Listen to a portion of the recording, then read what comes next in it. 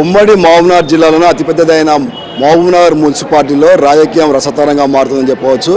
జనవరి 22న 4 సంవత్సరాలు పూర్తి కావాల్సిన నేపథ్యంలో కూడా అదేవిధంగా బీఆర్ఎస్లో ఉన్న కౌన్సిలర్లో భేదాభిప్రాయాలను అధికారంలోకి వచ్చిన కాంగ్రెస్ పార్టీ పావుగా వాడుకోవాలనే ఒక ఉద్దేశంతోనే ఈరోజు మొత్తం కూడా కౌన్సిలర్లను తమ పార్టీ వైపు తీసుకునే ప్రయత్నం అయితే చేస్తూ ఉందని తెలుస్తూ ఉంది. ఫామ్ హౌస్లో బీఆర్ఎస్ పార్టీకి చెందిన కౌన్సిలర్లంతా కూడా కాంగ్రెస్ పార్టీ నాయకులతో మంతనాలు జరిపినట్టు 20 మంది కౌన్సిలర్లు కాంగ్రెస్ పార్టీలో టచ్లో ఉన్నట్లు కూడా సమాచారం ఉంది. దీనికి సంబంధించి 4 సంవత్సరాలు పూర్తి చేసుకోబోతున్న మున్సిపల్ చైర్మన్ కోరమని నరసింహులు మనతో ఉన్నారు. ఆయన అడిగి మరీ నిష్కాస్తాను. నమస్కారం సార్. సరే, ఈరోజు మొత్తం కూడా రాజకీయం అంతా కూడా మహబూబ్నగర్ మున్సిపాలిటీ చుట్టూ తిరుగుతుంది. మిమ్మల్ని బీఆర్ఎస్ పార్టీలో ఉన్న కౌన్సిలర్తో పాటు కాంగ్రెస్లో అధికారంకి వచ్చిన కాంగ్రెస్ పార్టీలో ఉన్న కౌన్సిలర్లు కూడా మిమ్మల్ని దింపి వాళ్ళు చైర్మన్ కావాలనే ప్రయత్నం చేస్తున్నారు. ఈ సమాచారంతో మీరు ఎట్లా చూస్తారు ఇదంతా కూడా? ఇప్పుడు కొందరు కాంగ్రెస్ నాయకులు వాళ్ళు అధికారంకి వచ్చిన వెంబడే మా బీఆర్ఎస్ పార్టీ కౌన్సిలర్ను కొద్దిగా డబ్బు ఎర చూపి మేము ఇన్ని డబ్బులు ఇస్తామని చెప్పి వారు చూపి వాళ్ళ పక్షాన తీసుకోవడం అనేది జరుగుతుందని నాకు తెలుస్తూ ఉంది. కొంతమంది మా బీఆర్ఎస్ పార్టీ కౌన్సిలర్ కూడా అక్కడ నవపేట సైడ్ ఒక ఫామ్ హౌస్లో కూర్చొని మంతనాలు జరిపించి కొంతమంది డబ్బులు కూడా తీసుకున్నారనే సమాచారం ఉంది. అది ఎంతవరకు నిజమో నాకు తెలియదు. ఖచ్చితంగా ఇటువంటి సాంప్రదాయాలు సంస్కృతి ఈ ప్రజాస్వామ్యంలో మంచి పద్ధతి కాదు. అంతిమంగా ప్రజలు నిన్నేదైతే విశ్వాసంతో నమ్మకంతో గెలిపించి నిన్నేదైతే కౌన్సిల్కి పంపించారో వాళ్ళ విశ్వాసాన్ని కోల్పోతానని ముందుగా నేను ఈ చెప్పదలుచుకున్నా. ఎవరే కానీ ప్రజాస్వామ్యంలో విలువతో పనిచేయాలి, దొడిదారిన చేయకూడదని నా యొక్క ముఖ్య ఉద్దేశం. చైర్మన్ గారు గతంలో కూడా మీరు చైర్మన్ అయిన తర్వాత కూడా బీజేపీ నుంచి 2 కౌన్సిలర్లను, కాంగ్రెస్ నుంచి 4 కౌన్సిలర్లను కూడా బీఆర్ఎస్లో చేర్చుకున్న పరిస్థితి. మరి ఎందుకు అప్పుడు కూడా బీజేపీ వాళ్ళు కూడా కలెక్టర్ కంప్లైంట్ చేయడం జరిగింది. వాళ్ళు అనర్హత వేటేయాలి, వాళ్ళని పార్టీకి వెళ్ళి ఆ కౌన్సిలర్ పదవి నుంచి కూడా తీసేయాలని చెప్పారు. కానీ అప్పట్లో లేని వాదన ఇప్పుడు ఎందుకు వస్తుంది మీ దగ్గర? మీరే అంటున్నారు కదా, కలెక్టర్ కూడా కంప్లైంట్ ఇచ్చినారు.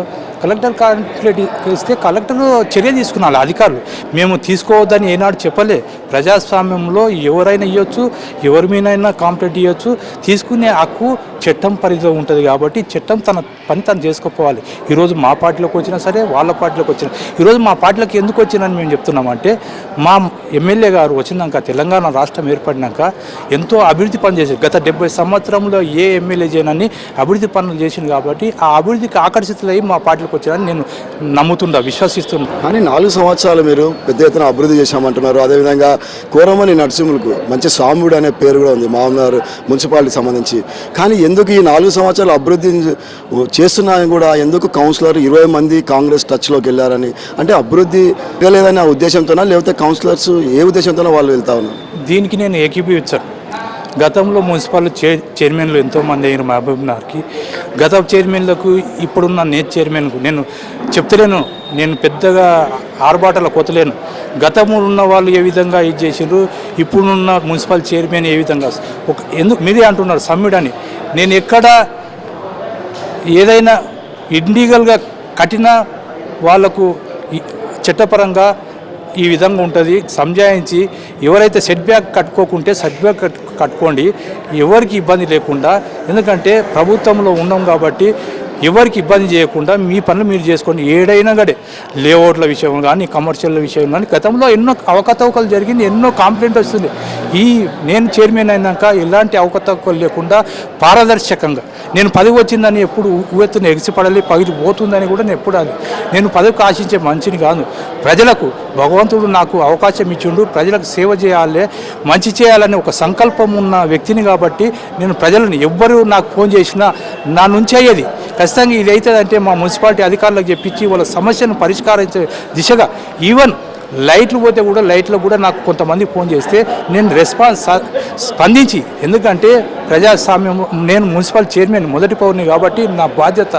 ఏ వార్డు కౌన్సిలర్ అయినా వాళ్ళు ఎత్తకున్నా కూడా, కొంతమంది కౌన్సిలర్లు ఎత్తకున్నా కూడా నేను అది నా భుజస్కంధాలకు తీసుకొని నా బాధ్యతగా వాళ్ళకు ఎక్కడ ఏ సమస్య ఉన్నా నా వంతు నా పరిధిలో ఉన్నవి ఖచ్చితంగా చేసిన మిగతా అంటే నా నుంచి కావాలని కూడా చెప్తా డైరెక్ట్. కానీ మున్సిపాలిటీ చైర్మన్గా ఎన్నికైన కొరమన్ నరసింహతో పాటు మెజార్టీ బీఆర్ఎస్ కౌన్సిలర్లు మొత్తం కూడా 4 సంవత్సరాలుగా ఇబ్బంది పడ్డారు. ఏమి కూడా వార్డులో చేసుకోలేని పరిస్థితి. వాళ్ళకు విత్తింది అసలు ఒక కౌన్సిలర్గా కూడా మమ్మల్ని చూడలేదు అనే ఒక బాధ కూడా ఆ కౌన్సిలర్లో ఉంది. కాబట్టి ఈరోజు అధికారంలోకి వచ్చిన కాంగ్రెస్ పార్టీ ఇకనైనా సంవత్సరం కాలం పాటు ఉంది, ఆ పార్టీలో చేరి అభివృద్ధి చేద్దామనే దిశగానే మొత్తం కూడా బీఆర్ఎస్ పార్టీ కౌన్సిలర్లు కాంగ్రెస్లోకి వెళ్తున్నారనే ఒక సమాచారం ఉంది. దానిపైన మీరు ఏమంటారు? ఈ విషయానికి నేను ఏకీభవిస్తాను. ఎందుకని 4 సంవత్సరాలు అన్ని విధాలుగా అన్ని వనరులు సమకూర్చుకున్నారు, అన్ని విధాలుగా లబ్ధి పొందినరు, వాళ్ళు అభివృద్ధి పనులు జరిగినాయి, వాళ్ళ సొంత అవసరాలు కూడా తీసుకొని ఈరోజు పార్టీ ఓడిపోయిందని పార్టీ మీద దుమ్మి వ్యక్తిగతంగా మాట్లాడడం సమంజసం కాదు. ఎవరైనా గెలుపోవటములు దైవాధీనం. ఒకరు గెలుస్తారు, ఒకరు ఓడతారు, అందరూ గెలవరు. ఎవరే కానీ ఆటలైనా కూడా ఒక టీం గెలుస్తుంది, ఒక టీం కోల్పోతుంది. ఇది ప్రజాస్వామ్యం కూడా ప్రజలు తిరస్కరించినప్పుడు అందరం కట్టుబడి ఉండి పనిచేయాల్సి. ఎందుకు ఓడిపోయినా అనేది దాన్ని నిమరేసుకుని వచ్చేసారి ఏం చేయాలని ముందుకెళ్లాల్సిన బాధ్యత ఆ ప్రజాప్రతినిధుల పైన ఉంటుంది. కాబట్టి కాంగ్రెస్ నాయకుల నుంచి కూడా ఒక వాదన ఉంది. రాష్ట్రంలో కూడా బీఆర్ఎస్ మెజార్టీ వచ్చినా కూడా కాంగ్రెస్ పార్టీకి సంబంధించిన మొత్తం ఎమ్మెల్యేలను కొనుగోలు చేసినప్పుడు లేనిది ఇప్పుడు మామ్నార్లో మున్సిపల్ కౌన్సిలర్ను అభివృద్ధి చూసి మా వైపు వస్తున్నప్పుడు ఎందుకు వీళ్ళు ఇంతగా విమర్శిస్తున్నారని కూడా ఒక వాదన ఉంది. ఇప్పుడు నేను అంత పెద్ద అసెంబ్లీ దాంట్లో పోయేటంత ఇది లేదు. ఏదున్నా లోకల్ బాడీ స్థానిక సంస్థల నా పరిధిలో ఉన్న వరకే నేను మాట్లాడతా. అది అసెంబ్లీ అంటే అది న్యాయ నిర్ణేతలు ఉండే అది కాబట్టి ఆ సమస్య గురించి నేను ఎందుకు చెప్పాలి, చెప్తే కూడా అది మంచిది కాదు. నేను నా లిమిట్ ఎంత ఉందో ఈరోజు కౌన్సిలర్ నేను ఏమంటున్నా, ఇంత అభివృద్ధి పనులు చేసుకొని ఇంత ఇది చేసుకొని ఆ రోజు ఉన్న మా ఎమ్మెల్యే గారి మాజీ ఎమ్మెల్యే గారికి శ్రీనివాస్ గౌడ్ గారిని అన్న ఈ పని కాలేదు అని ఎవరు వచ్చి ఒక్కనాడు నేను కూడా చెప్పిన అన్న కౌన్సిలర్లతో ఇచ్చే అంటే మంచిది ఏమున్నది అంటే ఒక్కనాడు ఒక కౌన్సిలర్ మాట్లాడలు అన్ని సక్రమంగా ఉండే అన్నీ అనుభవించారు. ఈరోజు పార్టీ వ్యక్తి ఓడిపోయినంత మాత్రాన ఆ పార్టీ మీద ఆ వ్యక్తి మీద బురదలు వేరే పార్టీకి వెళ్ళిపోవడం అనేది ఇది సమంజసం కాదు కూడా అని ఈ సందర్భంగా తెలియజేస్తాను. కానీ ఒక అపార్ట్మెంట్లో 10 రోజుల క్రితం బీఆర్ఎస్ కౌన్సిలర్ అంతా కూడా సమావేశమై కోరమని నర్సింహులు పిలిపించి మా పరిస్థితి ఏంది, అసలు మేమేం చేయాలి అని చెప్పి ఇంకోటి దానికి సంబంధించి ఆర్థిక ఇబ్బందులు ఎదురవుతున్నాయి, మీరు అవిశ్వాసం ఎదుర్కోకుండా ఉండాలంటే కూడా 10 లక్షల రూపాయలు ఇవ్వాలని కూడా చైర్మన్ ఒత్తిడి తెచ్చినట్లు కూడా తెలుస్తుంది. అది వాస్తవేనా? ఈ సిద్ధాంతం నాతో లేకుంటుంది, డబ్బుల వ్యవహారం లేకుంటుంది. నేను ఎక్కడ డబ్బులు అనేది లేదు. నా జీవితంలో ఎప్పుడు డబ్బులకు ఆశపడి నేను పని చేయలే. నేను నమ్ముకున్న వ్యక్తులకు కానీ నా నుంచే 10 రూపాయలు సాయం చేసినా కానీ నేను డబ్బులకు కక్కుతు అది పదవి కావాలి 10 కోట్ల రూపాయలు సంపాదిస్తుంటే పోతుందని నేను ఎప్పుడు నిరాశ చెందలే. డబ్బులు సంపాదించాలంటే అనేక మార్గాలు ఉంటాయి. ఈ పదవిని అడ్డం పెట్టుకొని ప్రజలు ఇచ్చిన దాన్ని ఇచ్చేయకుండా డబ్బుల కొరకు మాత్రం నేను పని చేయలే. కౌన్సిలర్ కూడా నన్ను కూడా ఎవరు పైసలు అడగలే. పైసలు అడిగితే నాతో లేవు కూడా అని చెప్తా. ఎందుకు పైసలు ఏడుకెళ్ళి తేవాలి? మనం పారదర్శకంగా పాలన చేసినాం నా 4 సంవత్సరాల. అది ప్రజలకు తెలుసు, అది మీడియా మిత్రులకు తెలుసు, అందరికీ తెలుసు. అంటే వీరొకరు కాదు, వేరే పార్టీ వ్యక్తులకు కూడా తెలుసు చైర్మన్ అంటే ఎటువంటి వాడు, ఏమి సౌమ్యుడా కాడా, ఎక్కడ పడితే అక్కడ దోపిడీలు చేసి వాళ్ళని ఇబ్బంది పెట్టి డబ్బులు వసూలు చేసిన ఎక్కడైనా ఉంటే నేను ఈరోజే నాకు ఈ పదవి కూడా ఒక ఇది కాదు. మన మాజీ ఎమ్మెల్యే శ్రీనివాస్ గౌడ్ గారు నీకు చైర్మన్ ఇస్తామన్నంత వరకు కూడా తెలియదు. నేను చైర్మన్ ఇచ్చిందని నేను ఎగిసిపడలే, చైర్మన్ పోతుందని నేను బాధపడలే. కానీ గత 10 రోజులుగా ఇంత వ్యవహారం నడుస్తుంది. మున్సిపాలిటీ సంబంధించిన మొత్తము బీఆర్ఎస్ కౌన్సిలర్ అంతా కూడా కాంగ్రెస్ వాళ్ళతో టచ్లో ఉన్నారు. కానీ మాజీ మంత్రి శ్రీనివాస్ గౌడ్ స్పందించడం లేదు. ఎందుకు మీడియా ముందుకు రావట్లేదు? మాజీ మినిస్టరు 3 నెల రోజులు కాలే ఓడిపోయి, ఎవరే కానీ జ్ఞానము ఆత్మ ఉన్నవాళ్ళు ఓడిపోయిన 2-3 రోజులకే డబ్బులు కావాలని అంటే ఎంతవరకు సమంజసం? ఇది ప్రజాస్వామ్య దేశమా మరి ఏందో నాకు అర్థం కాలేదు. ఎవరే కానీ ఆపదలు ఉన్నప్పుడు అన్న మేము ఉండము నీ ఎంబడి అని వెన్నుతట్టి ఉన్నవాడే వాడు నిజమైన నాయకుడు. అటువంటి నాయకుడు ఇప్పుడు ఈరోజు పోయినా కూడా ఎవరైతే మంచి నాయకత్వ లక్షణాలు ఉంటారో వాళ్ళని మేము ప్రేరేపించి ఈ పార్టీని కూడా బలోపేతం దేశ దిశగా మేము తీసుకుపోతాం. కానీ ఈ వ్యవహారాలంతా కూడా సాముడిగా ఉన్న కోరమన్ నరసింహులు చైర్మన్ గారికి నచ్చగా ఒకసారి నాకు ఈ పదవి వద్దనే సందర్భాలు మీ అంచనతో అన్నట్టు కూడా తెలుస్తూ ఉంది. నేను ఎప్పుడు అంటే అది అభూత కల్పన. ఇంత పెద్ద అవకాశం ఇచ్చి ఇంత పెద్ద మున్సిపాలిటీకి ఇంకా ఇంత అవకాశం ఇచ్చింది నేను 10 వద్దు అని ఎప్పుడు చెప్పలే. అంటే పార్టీలో ఉన్న కౌన్సిలర్లే మిమ్మల్ని డిమాండ్ చేసినప్పుడు ఆ రకంగా స్పందించినది వెనుకడి. నాకు డిమాండ్ చేస్తే నేను డబ్బులు సంపాదించలే, నేను ఎవరికి డబ్బులు ఇచ్చే ప్రయత్నం లేదు. మీ అవసరాల కొరకు మీరు డబ్బులు అయితే ఇంతకుముందు అడిగిన మాట వాస్తవేనా? నాకు అడిగిందంటే అడుగుతారు, ఎవరో ఒకరు అడుగుతారు. అడిగినంత మాత్రం నేను డబ్బులు సంపాదించలే. చైర్మన్ తీసుకున్నా కూడా ఎవరే కానీ చైర్మన్ అయితే కొంతమంది డబ్బులు ఎట్లా సంపాదిస్తారు? ఇల్లీగల్ పనులు చేస్తే డబ్బులు సంపాదిస్తారు. నీవే పారదర్శకంగా చేస్తే ఎవరు డబ్బులు సంపాదించరు. డబ్బులు ఎంట్లోకి వెళ్ళి సంపాదిస్తారు? దాన్ని ఏదో వ్యాపార రీత్యానో ఏదో రీతిగా చేసుకొని డబ్బులు రాజకీయంలో ఇది మన మున్సిపల్ యాక్ట్ వచ్చిన తర్వాత చట్టంలో ఇప్పుడు గతంలో లేఅవుట్లు ఉండే ఇన్లీగల్ అదేది గ్రామ పంచాయతీ లేఅవుట్లు ఉండే అవతల వాళ్ళని బెదిరిస్తే 10-20 తీసుకున్న సందర్భాలు గత చైర్మన్లో ఉన్నాయి. నేను వాళ్ళని కూడా అంటలేను, ఉండే. ఇప్పుడు నూతన చట్టం వచ్చింది, యాక్టులో ఎవరు సంపాదించుకుని లేదు. గతంలో బిల్డింగ్ అన్లీగల్ కమర్షియల్ బిల్డింగ్ అయితే 5 లక్షల వరకు తీసుకున్న సంగతులు చాలా ఉన్నాయి. అవన్నీ నేను చెప్తలేను. ఈరోజు నేను వచ్చినాక ఎవరితోన ఫలానా వ్యక్తితోన బిల్డింగ్తోన నేను ఒకటే, మా వార్డులో ఎవరైతే ఇల్లు కట్టుకుంటారో భార్యనో భర్తనో ఉద్యోగం చేసి ఒక ఇల్లు కట్టుకుంటే లోన్ తీసుకుంటారు, వాళ్ళని వెల్కమ్ చేస్తా తప్ప. ఎందుకంటే వారు మన ఓటర్ అవుతాడు.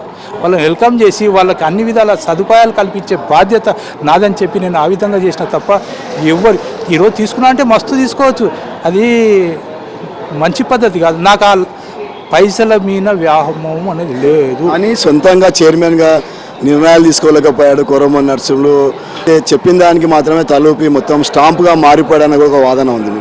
ఇప్పుడు కౌన్సిల్ మీటింగ్ వస్తుంది, ఎజెండాలో పెట్టేది నేను ఒక్కనాడు కూడా పాపం కానీ ఆ ఎజెండా కూడా ముందు రోజే డిసైడ్ అయిపోతుంది పెద్ద నాయకునితో అని చెప్పేసి నాయకుని కూడా తెలియదు. ఇది నిజంగా చెప్తుందా? మీరు నమ్మితే మీ విలేకరులు మీరు నమ్మితే నమ్మండి, ప్రజలకు కూడా ఒకటే మాట చెప్తుందా, ఈ విషయంలో ఆయన ఇన్వాల్వ్మెంట్ లేదు. నేను ఎజెండా ఫలాతో తయారు చేస్తున్నా ఫలానా డేట్ ఇవ్వాలని ఒక 2 దినాల ముందు ఆయన చెప్పి మేము అన్నీ ఎవరైతే అధికారులు ఉన్నారో కమిషనర్ కానీ మా అధికారులని ఎజెండా ప్రిపేర్ ఏమేమి ఉన్నాయి ప్రిపేర్ చేయండి, వాళ్ళు కౌన్సిలర్లు ఏమేమి పెట్టినారో అవి ప్రిపేర్ చేయని చెప్పినా తప్ప కొన్ని సందర్భాలు మా మినిస్టర్ గారు ఇచ్చినా కూడా డబ్బులు లేవనాగా అని పక్కకు పెట్టిన సందర్భాలు కూడా ఉన్నాయి. తప్పుగా మాట్లాడకూడదు ఎవరే కానీ. ఇలా రాజకీయం శాశ్వతం ఉంటుంది పోతుంది, శాశ్వతం కాదు. జీవితమే 100 సంవత్సరాలు, 100 సంవత్సరాలు బతకదని ఎక్కడ లేదు. అది ఎన్ని సంవత్సరాలు ఉంటాయో ఎప్పుడు ఉంటాం ఎప్పుడు పోతాం కూడా తెలియని ఈ చిన్న జీవితానికి మనం కక్కుర్తి పడి మాటలు చెప్పకూడదు. ఎందుకంటే పదవులు ఉన్నా లేకపోయినా ఈరోజు భగవంతుడు ఇచ్చిన స్థిరస్థాయిగా 4 సంవత్సరాలు చైర్మన్ మామూనార్ చైర్మన్ అంటే ఏనుగుండ కేసీ నరసింహులు కోరమన్ నరసింహ అని ఇది పేరు ఉంటుంది. ఇది నా బిడ్డలను కూడా అడుగుతాయి, ఎవరు ఏ బాబు నీవు అంటే కోరమన్ నరసింహులు మున్సిపల్ చైర్మన్ కొడుకు అంటే మంచిది నాయన, మీ నాయన ఉన్నప్పుడు చైర్మన్ ఉండే మంచి పనులు చేసిండు, మీరు కూడా ఆ మంచి మార్గంలో పోవడాన్ని ప్రజలు దీవిస్తారు తప్ప అటువంటిది కావాలి నాకు. కానీ ఇప్పుడు బీఆర్ఎస్ నుంచి కాంగ్రెస్ పార్టీలోకి వెళ్ళిన 4 కౌన్సిలర్ల పైన ఎలాంటి చర్యలు తీసుకోబోతున్నారు? ఇప్పుడు వాళ్ళు పార్టీ మారి మొన్న అసెంబ్లీ ఎలక్షన్లో కాంగ్రెస్ పార్టీలో జాయిన్ అవ్వడం జరిగింది. మేము ఈరోజు వాళ్ళు పార్టీ మారిన అవి ఎవిడెన్స్లు అన్నీ ఉన్నాయి, మేము అవి కలెక్టర్ గారికి వాళ్ళకు ఇచ్చినాము. అధికారులు ఏం చర్య తీసుకుంటారో వాళ్ళు చర్య తీసుకోకపోతే మేము కోర్టుకు పోతాం, చర్యలు తీసుకోకపోతే కోర్టుకు ఆస్కారం ఉంటుంది. థ్యాంక్ యూ నరసింహ గారు. ఇది మహబూబ్నగర్ మున్సిపల్ చైర్మన్ కోరమన్ నరసింహ చెప్తున్నమాట. ఏదైతే ప్రజలు దీవించి మనకు అధికారం ఇచ్చారో అధికారం ఉన్నంత వరకు కూడా ప్రజలకు సేవ చేయాలనే తపనతోనే నేను మున్సిపల్ చైర్మన్ కొనసాగుతున్నా. ఏ రోజు కూడా మచ్చలేని నాయకునిగా పరిపాలన చేయడం జరిగింది. అదేవిధంగా ఇన్లీగల్గా ఏదైతే మున్సిపల్ చైర్మన్ పదవిని దక్కించుకోవాలనుకునే వాళ్ళకి మాత్రం నేను ఒకటే చెప్తా ఉన్నా, ఎవరైనా సరే ప్రజాభిప్రాయం మేరకు నడుచుకోవాలి. పార్టీలో వితిన్ ది పార్టీలో ఉండి చేయాలంటే అభివృద్ధి చేయాలి, లేదంటే పార్టీలో పదవికి రాజీనామా చేసి వాళ్ళ ఆ పార్టీలోకి వెళ్ళాలని చెప్పి కూడా చెప్తున్నారు. ఏది ఏమైనప్పటికీ మహబూబ్నగర్ మున్సిపాలిటీ మాత్రం రసతనంగా మారుతుంది. చూడాలి జనవరి 22వ తారీఖు నాడు 4 సంవత్సరాలు పూర్తయిన తర్వాత చట్ట ప్రకారం మళ్ళీ అవిశ్వాసం పెడతారా లేకపోతే కంటిన్యూ చేస్తారా అనేది కూడా వేచి చూడాల్సిన అవసరం ఉంది. కెమెరా పర్సన్ కిరణ్తో శేఖర్ గౌడ్, GS మీడియా, మహబూబ్నగర్ జిల్లా.